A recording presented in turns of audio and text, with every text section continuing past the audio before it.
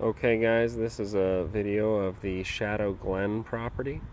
This is the exterior. The apartment is apartment number 2. It's on the back of the unit, so you're actually not facing a street. Instead, you have kind of a large grassy area out here. It's not a private yard, but you know, it's kind of nice that you have an area here that's not being used by anyone else. Your only private area is that small patio that's gated in with privacy fencing right there.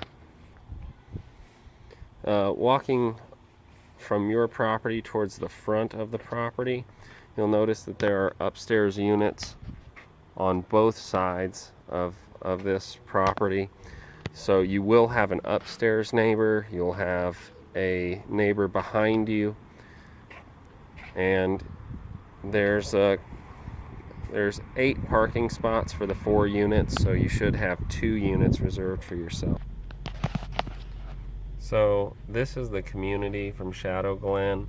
These are all fairly similar buildings here. It's all fourplexes, and most of them are occupied, so there's plenty of density here. It's a little bit lower income. The crime rate here is a little bit higher, but that's to be expected with the increased density. I think per capita it's probably the same as most other places. So for the Shadow Glen property, you'll see that the traffic here is fairly constant. It doesn't dissipate. You really are very close to a lot of amenities. There's grocery shopping just down the street in that direction.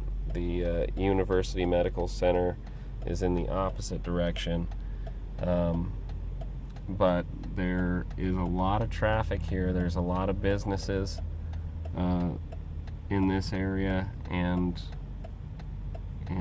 so you know, it's going to be a little bit noisier than some of the other properties, but also the #1 high school in the state actually is right down the street from where you guys will be living. It's a magnet school, so if you have gifted children, they'll be very likely to be in one of the top college producing campuses in the state. So that's pretty much all I have on this property. It was well maintained, and it's in a decent location. Just understand that this is not exactly a quiet neighborhood, and I hope this helped you out. So I'll talk to you